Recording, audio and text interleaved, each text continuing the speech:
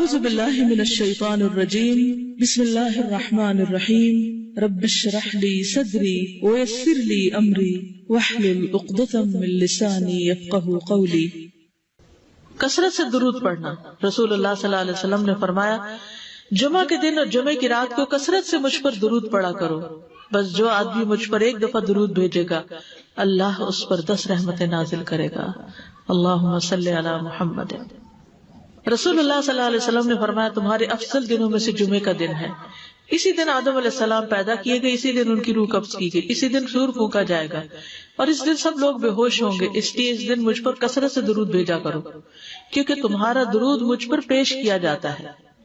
کہتے ہیں لوگوں نے پوچھا یا رسول اللہ ہمارا درود آپ پر کس طرح پیش کیا جائے گا جبکہ آپ کا جسم بوسیدہ ہو چکا ہوگا؟ تو آپ نے فرمایا بے شک اللہ عز و جل نے انبیاء کے جسموں کو زمین پر حرام کر دیا ہے، یعنی فرشتوں کے ذریعے آپ تک درود پہنچایا جاتا ہے۔ انبیاء کے جسموں کو مٹی نہیں کھاتی، صحیح سلامت ہوتے ہیں ان کے جسم۔ سورۃ الکہف پڑھنا۔ نبی صلی اللہ علیہ وسلم نے فرمایا جو شخص جمعہ کے دن سورۃ الکہف پڑھتا ہے تو اس کے لیے دوسرے جمعے تک نور روشن رہتا ہے۔ غسل کرنا۔ ہر بالغ پر جمعہ کے لیے جانا ضروری ہے اور ہر وہ شخص جس پر جمعہ کے لیے جانا ضروری ہے اس پر غسل ہے، یعنی اس کو لازمی غسل کرنا چاہیے، اللہ ہی کہ کوئی مجبوری ہو۔ تو آپ اپنا اسکیڈول اس طرح بنائے نا کہ جیسے اگر آپ ہر روز نہاتے پھر تو کوئی مسئلہ نہیں، لیکن اگر آپ ایک دن چھوڑ کے ایک دن نہاتے ہیں تو آپ پھر اس طرح اسکیڈول کریں کہ جیسے آپ منڈے کو نہائے، پھر وینسڈے کو نہائے، پھر جمعے کو نہائے، پھر آپ سیٹرڈے سنڈے اگر نہیں بھی نہاتے پھر منڈے، تو اس طرح آپ جمعے کو مس نہیں کریں گے۔ یہ نہیں کہ جمعرات کو نہا کے جمعہ کو چھوڑ دیا یا جمعہ چھوڑ کے ہفتے کو نہائے، ایسا نہیں کرنا چاہیے۔ علماء نے غسل کے حکم کے بارے میں اختلاف کیا، بعض تو کہتے ہیں یہ واجب ہے یعنی فرض کے درجے میں ہے، اور جمہور علماء یہ کہتے ہیں کہ مستحب ہے، پسندیدہ ہے، افضل عمل ہے۔ حدیث میں آتا ہے جس نے جمعے کے دن وضو کیا اس نے اچھا کیا اور جس نے غسل کیا تو یہ افضل ہے۔ صفائی میں مبالغہ ہوتی نا، ویکلی صفائی آپ کو کرنی ہوتی ہے، یعنی جیسے ناخن وغیرہ کاٹتے ہیں یا پھر اپنے زائد بال وغیرہ اتارتے ہیں، تو یہ سب چیزیں اگر جمعے کے دن ہو تو زیادہ بہتر ہے۔ نبی صلی اللہ علیہ وسلم نے فرمایا جو شخص جمعے کے دن اچھی طرح غسل کرے، اچھی طرح سنوار کر وضو کرے، اپنے بہترین لباس میں سے پہنے، یعنی جمعے کے دن باقی دنوں کی نسبت اچھا لباس پہنے، اللہ نے اس کی قسمت میں گھر والوں کی جو خوشبو لکھی ہو وہ لگا لے، یعنی گھر میں جو بھی خوشبو ہے، پھر جمعہ پڑھنے آئے تو لغو کام نہ کرے، 2 آدمیوں کے درمیان جدائی نہ کرے، یعنی 2 لوگ بیٹھے ان کے بیچ میں گھس کے بیٹھ جائے۔ اس جمعے اور دوسرے جمعے کے درمیان کے پورے ہفتے کے گناہ معاف کر دیے جاتے ہیں۔ پھر مسواک کرنا۔ جمعے کی سنتیں بتاتے ہوئے آپ نے فرمایا اور تم پر مسواک کرنا لازم ہے۔ اچھا لباس پہننا۔ نبی صلی اللہ علیہ وسلم نے فرمایا اگر ممکن ہو تو جمعہ کے لیے اپنے کام کاج کے کپڑوں کے علاوہ 2 کپڑے اور بنا رکھنے میں کیا حرج ہے؟ اسپیشل ڈریس رکھے جو جمعے کو ہی پہن لیں۔ خوشبو لگانا، یعنی خوشبو لگائے، حدیث میں آتا ہے چاہے وہ عورت کی خوشبو سے ہو، یعنی آپ کی اپنی نہیں، بیوی کی خوشبو پڑی ہو وہی لگا لو، لیکن لگاؤ۔ تیل لگانا۔ جو شخص جمعہ کے دن غسل کرے اور جس قدر ممکن ہو پاکیزگی حاصل کرے اور اپنے تیل میں سے تیل لگائے یا اپنے گھر کی خوشبو میں سے خوشبو لگائے، پھر نکلے کہ 2 آدمیوں کے درمیان تفریق نہ کرے، جتنی مقدرہ نماز پڑھ لے اور جب امام بات کرے تو خاموش رہے، اس جمعے سے لے کر دوسرے جمعے تک اس کے گناہ بخش دیے جاتے ہیں۔ جمعہ کا وقت۔ سورج ڈھلتے ہی جمعہ پڑھنا۔ سورج ڈھلتے ہی جمعہ پڑھنا، اول وقت جمعہ پڑھنا، بہت لیٹ نہیں کرنا چاہیے۔ ایاس بن سلمہ بن عقبہ اپنے والد سے روایت کرتے ہیں، انہوں نے کہا کہ ہم رسول اللہ صلی اللہ علیہ وسلم کے ساتھ جمعے کی نماز پڑھ کر واپس لوٹتے تھے تو دیواروں کا سایہ اتنا نہیں ہوتا تھا کہ ان سے اپنے آپ کو سایہ مہیا کیا جا سکے، یعنی ابھی سورج بہت تھوڑا ڈھلا ہوتا تھا۔ ہاں گرمی کی شدت میں تاخیر کی اجازت ہے۔ مسجد میں داخلہ۔ مسجد کی طرف جلدی نکلنا۔ تحیت المسجد ادا کرنا۔ عمر بن دینار کہتے ہیں انہوں نے جابر رضی اللہ عنہ کو کہتے ہوئے سنا کہ ایک شخص جمعہ کے دن مسجد میں داخل ہوا اس حال میں کہ نبی صلی اللہ علیہ وسلم خطبہ دے رہے تھے، تو آپ نے فرمایا کیا تم نے نماز پڑھی؟ اس نے کہا نہیں، تو آپ نے فرمایا کھڑے ہو 2 رکعتیں پڑھو۔ اب یہ بڑا اہم مسئلہ ہے، مسجد میں داخل ہو چاہے خطبہ ہو رہا ہو 2 رکعت پڑھے بغیر نہ بیٹھو، ٹھیک ہے؟ اور یہ کیا ہے؟ دراصل تحیت المسجد، یہ جمعے کی سنتیں نہیں ہیں، یہ کیا ہے؟ تحیت المسجد ہے، اور مختصر پڑھی جائیں، یعنی امام جب خطبہ دے رہا ہو تو چاہیے کہ 2 رکعتیں پڑھے اور دونوں میں اختصار کرے۔ نماز سے قبل ہلکا بنانے کی ممانعت، مثلا آپ جلدی چلے گئے تو یہ نہیں کہ ایک گروپ بنا کے آپس میں گپ شپ شروع کر دیں، نہیں، سیدھے ہی لائنوں میں بیٹھیے. انتظار کا وقت کیسے گزاریں گے؟ نفل پڑھ کے بیٹھ گئے، ذکر اذکار کریں، قبلے کی طرف رخ کر کے لائنوں میں بیٹھے. ہلکا نہیں بنائے، بیٹھ کے خرید و فروخت نہیں کریں. تاخیر سے آنے پہ گردنیں پھلانگ کے نہ آگے جائیں. رسول اللہ صلی اللہ علیہ وسلم نے فرمایا ٹیک لگا کے مت کھاؤ، یہ عام ایک ادب بتایا، یعنی اس طرح ٹیک لگا کے نہیں کھاؤ، کھانے کے وقت سیدھے ہو جاؤ. چھنے ہوئے آٹے کی روٹی نہ کھاؤ، میدا. مسجد میں کوئی جگہ مقرر نہ کرو کہ یہ میری جگہ ہے، آپ کیوں آج یہاں کھڑی ہوگی، کہ تم اسی میں ہی نماز پڑھو. کچھ لوگ ہوتے ہیں نا آ کے مخصوص جگہ ہی پڑھتے ہیں، اگر کوئی اور وہاں ہو جائے ڈسٹرب ہو جاتے ہیں. اور جمعہ کے دن لوگوں کی گردنیں نہ پھلانگو، ورنہ اللہ تمہیں قیامت کے دن لوگوں کے لیے پل بنا دے گا. کیونکہ بہت اذیت کی بات ہے نا، بیٹھے ہیں لوگ باقاعدہ بعض اوقات کندھوں پہ ہاتھ رکھ کے اس کو تنگ کر اس کو تنگ کر، تو یہ نہیں کرنا چاہیے. اگر آپ کو اٹھنا بھی پڑ گیا بیچ میں تو واپسی پہ پیچھے کھڑے ہو جائیے، اگلی لائن مل جائے گی. جی یہ تو بہت ضروری بات آپ نے کی کہ جب لوگ مسجد آئے تو پہلی صف میں بیٹھے، یعنی پہلی چھوڑ کے آخری میں بیٹھ جائیں اور پھر لوگ ان کی گردنیں پلانگتے رہیں، دوسروں کے لیے فتنہ بننا. جابر بن عبداللہ رضی اللہ عنہ سے روایت ہے کہ جمعے کے دن رسول اللہ صلی اللہ علیہ وسلم خطبہ ارشاد فرما رہے تھے کہ ایک آدمی مسجد میں داخل ہوا، وہ قریب آ کر بیٹھنے کے لیے لوگوں کے اوپر سے گزرنے لگا. رسول اللہ صلی اللہ علیہ وسلم نے فرمایا بیٹھ جاؤ، تحقیق تم نے لوگوں کو تکلیف پہنچائی اور دیر سے آئے. یہ عربی کے الفاظ بڑے خوبصورت ہیں. اجلس فقد آذیت و آنیت، کتنی جامع زبان ہے یہ. اجلس فقط آذیت، تو نے اذیت دی، و آنیت، اور دیر سے آئے. تو اس سے منع کیا گیا. کسی کو اس کی جگہ سے نہ اٹھانا. جابر رضی اللہ عنہ نبی صلی اللہ علیہ وسلم سے روایت کرتے ہیں، آپ نے فرمایا تم میں سے کوئی شخص جمعہ کے دن اپنے بھائی کو کھڑا نہ کرے کہ پھر دوسری طرف سے آ کر اس کی جگہ پہ خود بیٹھ جائے، بلکہ جو آئے وہ کہے جگہ کشادہ کرو، ہمارے لیے بھی جگہ بناؤ، یہ کہے.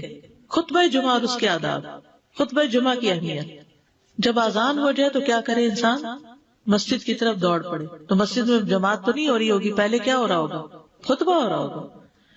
امام کے خطبے سے پہلے سلام کرنا. نبی صلی اللہ علیہ وسلم جب ممبر پر چڑھتے تو حاضرین کو السلام علیکم کہتے. امام کا کھڑے ہو کر خطبہ دینا. رسول اللہ صلی اللہ علیہ وسلم کھڑے ہو کر خطبہ دیتے، پھر بیٹھ جاتے، پھر کھڑے ہوتے اور کھڑے ہو کر خطبہ دیتے، یعنی بیچ میں تھوڑا سا بیٹھ بھی جاتے تھے. جس نے تمہیں یہ خبر دی کہ آپ بیٹھ کر خطبہ دیتے تھے تو تحقیق اس نے جھوٹ بولا. بس یقیناً اللہ کی قسم میں نے آپ کے ساتھ 2000 سے زائد نمازیں پڑھی ہیں، یعنی جن میں بہت سے جمعے بھی آئے ہیں، تو ایسا کچھ نہیں. امام کو 2 خطبے دینا، یعنی کھڑے تھے پہلے، پھر ذرا بیٹھ گئے، پھر دوسری دفعہ اٹھے تو یہ 2 خطبے ہو گئے. مختصر خطبہ دینا. آپ کے خطبات چند کلمات ہوا کرتے تھے، بہت لمبی تقریریں نہیں. آپ کا خطبہ درمیانہ ہوتا تھا. نبی صلی اللہ علیہ وسلم نے فرمایا آدمی کا نماز کو لمبا کرنا اور خطبے کو مختصر کرنا اس کی سمجھداری کی علامت ہے. بس نماز لمبی کرو، خطبہ مختصر کرو، کیونکہ بعض بیان جادو جیسا اثر رکھتے ہیں، یعنی تھوڑے بھی بات کرو گے تو دل میں چلی جائے گی. نماز پہ زیادہ توجہ. نبی صلی اللہ علیہ وسلم کا خطبے میں سورۃ قاف پڑھنا. حارثہ بن نعمان کی بیٹی سے روایت ہے، کہتی ہے کہ میں نے سورۃ قاف رسول اللہ صلی اللہ علیہ وسلم سے سن کر حفظ کر لی. آپ ہر جمعے کو خطبے میں پڑھا کرتے تھے. سامعین کا امام کی طرف رخ کرنا، یعنی جمعے کے دن یہ نہیں کہ آپ کرسی لگا کے کسی اور طرف منہ کر کے بیٹھ جائیں اور جب جماعت ہو تو پھر صف میں کھڑے. نہیں، آپ صف میں بیٹھے ہو، کس طرف وہ ہو؟ قبلہ رخ ہو. امام سامنے ہی ہوگا نا قبلے کی طرف. ایک صحابی کہتے کہ جب آپ ممبر پہ چڑھتے تو ہم اپنے چہروں کے ساتھ آپ کی طرف متوجہ ہوتے، ادھر ادھر نہیں دیکھتے تھے خطبے کے دوران. امام کے قریب بیٹھنا. اللہ کے نبی صلی اللہ علیہ وسلم نے فرمایا ذکر میں حاضر ہوا کرو، یعنی خطبہ میں، اور امام کے قریب بیٹھا کرو. بے شک آدمی دور ہوتا رہتا ہے حتیٰ کہ وہ جنت میں بھی پیچھے ہی ہوگا اگرچہ وہ اس میں داخل بھی ہو جائے. تاخیر کی اتنی مذمت ہے. خاموشی سے خطبہ سننا، یعنی بات نہیں کرنی چاہیے، کوئی اہم بات بھی نہیں پوچھنی چاہیے. ابن مسعود سے روایت ہے کہ انہوں نے ابی ابن کعب سے قرآن کی کسی آیت کے بارے میں سوال کیا جبکہ اللہ کے نبی خطبہ دے رہے تھے، تو انہوں نے اعراض کیا اور کوئی جواب نہ دیا. پھر جب آپ نے نماز پڑھائی تو ابی کہنے لگے تمہارا جمعہ ہی نہیں ہوا. تو ابن مسعود نے رسول اللہ صلی اللہ علیہ وسلم سے پوچھا تو آپ نے فرمایا ابی نے سچ کہا. کوئی بات کرنے کی اجازت نہیں، یہ کہنے کی بھی کہ چپ ہو جاؤ یہ بھی اجازت نہیں۔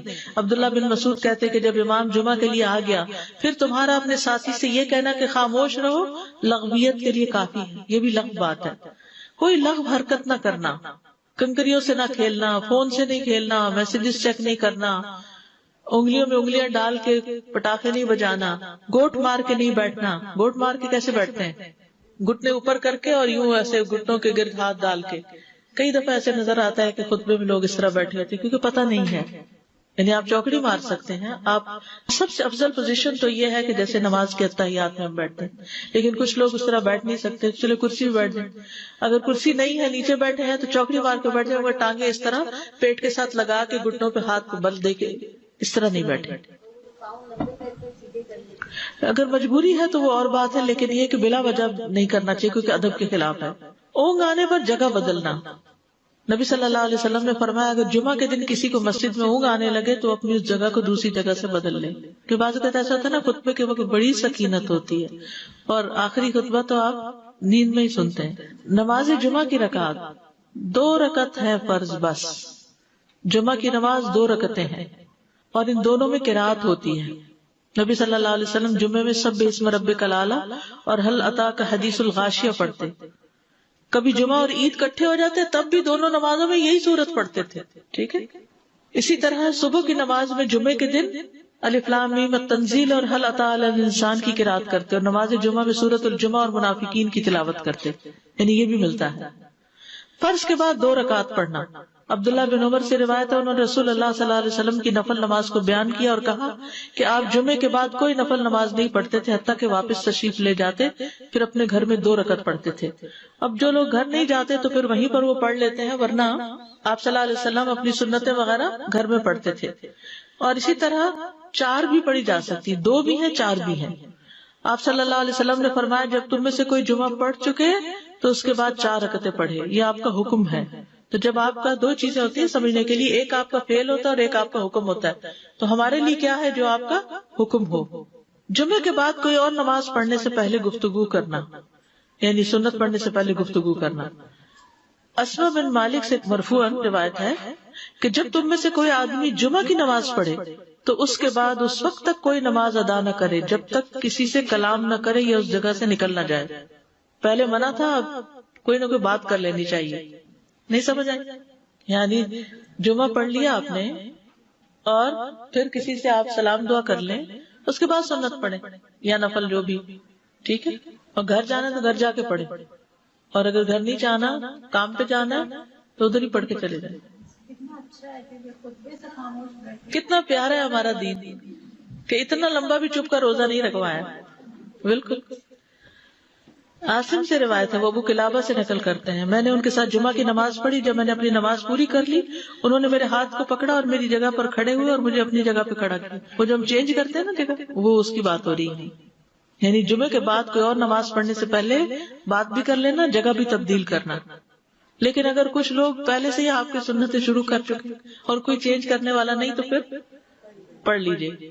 یعنی یہ مستحب اعمال ہیں، ان میں ایسا نہیں کہ کوئی گناہ لازم ہو جائے گا، لیکن افضل یہ ہے، افضل سے اجر زیادہ ہو جاتا ہے۔ جمعہ کے دیگر احکام، 1 رکعت پانے پر بھی جمعہ ادا ہو جاتا ہے، یعنی اگر کسی کو رش مل گیا، پارکنگ نہیں ملی اور 1 رکعت میں بھی پہنچ گیا تو جمعہ ہو گیا۔ امام سے دعا کا کہنا،